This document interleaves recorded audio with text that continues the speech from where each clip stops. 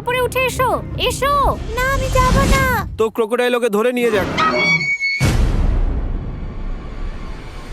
কিও ক্রোকোডাইল ফার্মে কিছু একটা প্রবলেম হয়েছে, তাড়াতাড়ি গিয়ে দেখো। কি প্রবলেম? আরে আগে গিয়ে দেখো না। ক্রোকোডাইল অনেক মানুষকে শিকার করে, কিন্তু এই বছর পরিমাণটা একটু বেশি। এরা তারা যারা ছুটতে পারেনি।